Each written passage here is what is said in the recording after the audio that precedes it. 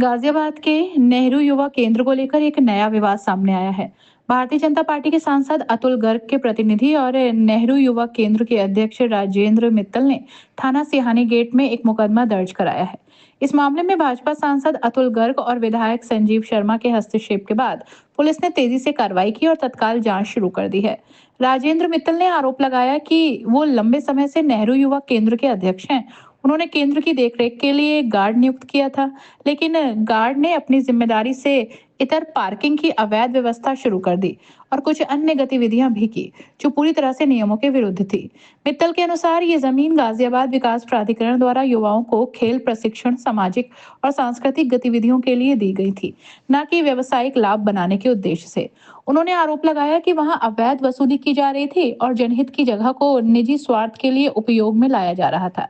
राजेंद्र मित्तल ने यह भी स्पष्ट किया कि वो किसी भी कीमत पर नेहरू युवा केंद्र में अवैध गतिविधियों और जबरन वसूली को नहीं चलने देंगे। उन्होंने इस संबंध में गाजियाबाद विकास प्राधिकरण को पत्र लिखकर इस मामले की गंभीरता से जांच करने और उचित कार्रवाई की मांग भी की। फिलहाल पुलिस मामले की जांच कर रही है, सभी संबंधित पक्षों से पूछताछ की जा रही है। ये देखा जाना बाकी है कि जांच के बाद क्या सख्त कदम उठाए जाते हैं और नेहरू युवा केंद्र की गतिविधियों को कैसे सुधारा जाएगा।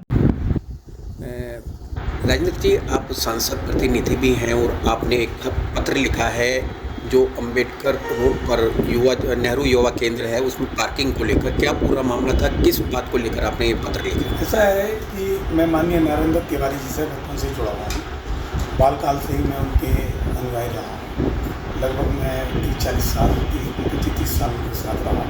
मैंने काम करा और मैंने नेहरू युवा केंद्र के सभी पदों पर काम करा। उसके बाद एक दिन क्या हुआ कि बहन मायावती जी जो है बड़ी तेज़ी से जो जवाहरलाल नेहरू युवा केंद्र हैं जगह जगह उन्होंने लखनऊ पे कब्जा कर लिया।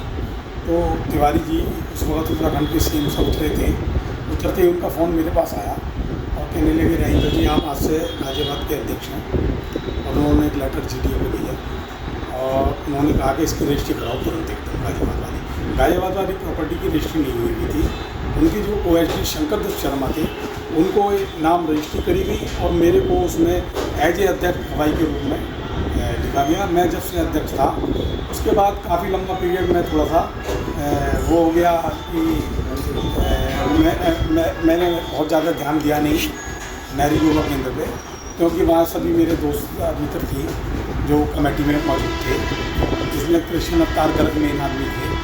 तो मैंने इस वजह से उन्हें ढीली छोड़ दी, वो जैसे भी चला रहे थे चलती थी। लेकिन जब अभी कुछ दिनों में मेरे संज्ञान में यह आया कि वहाँ बहुत मोटी वसूली हो रही है और वहाँ जो हमने घूमता आया था उसे खाना वाना खिलाया, भोजन खिलाया, अशोक राज नाम का एक व्यक्ति, वो जो है चौकीदारी के रूप में उसे 8,000 रुपये महीने सैलरी पर रखा हमने। तो वो जो है वहाँ उड़ाई करने लगा और वहाँ उन्होंने एक टीम ऐसी असामाजिक तत्वों के से जोड़ ली कि जो बाहर का मेन गेट तो बंद रखने लगे और पीछे के छोटे गेटों से अंदर आकर वहाँ कुछ भी होने लगा। और जब मुझे संज्ञान में ये बात आई कि भाई उड़ाई हो रही है, तो मैंने एक लेटर जो है GDA-VC को लिखा और क्योंकि ज़मीन उन्होंने दी थी, एक पुलिस कमिश्नर को दिया कि यहाँ अवैध उड़ाई हो रही है, इसको रोका जाए। तो और मैंने एज ए अध्यक्ष ऐसे लिख के दिया। मुझे GDA ने भी एज ए अध्यक्ष नोटिस वो देती रहती है हमेशा, वो नोटिस मैंने लगाई। लेकिन उसके बाद भी जब वो नहीं रुकी तो फिर मैंने इसकी तहरीर लिख कर दी सिहानी गेट थाने में, जिसमें आज तक गिरफ्तारी नहीं हो सकती है। अच्छा, इसमें कहे हुए फेस्टिवल के ऊपर पुलिस के द्वारा भी पार्किंग बनाई जाती है, ऐसा उनका कहना है। पुलिस का नहीं है, ये वाई का है, सीधा पुलिस की आड़ में खेल चल रहा है। ये ऐसा उनका कहना है। पुलिस का कहना यह है कि हमारा इस मौके से कोई नहीं। क्या कुछ सर मांगे आपकी? हमारी बात तो यही है कि हम अध्यक्ष हैं, अब अपना चार्ज दोबारा से ले लिया है हमने और हम इसे सही करेंगे। इसमें क्या है कि इन्होंने तरह तरह के अलग अध्यक्ष डेवलप कर रखे, उनसे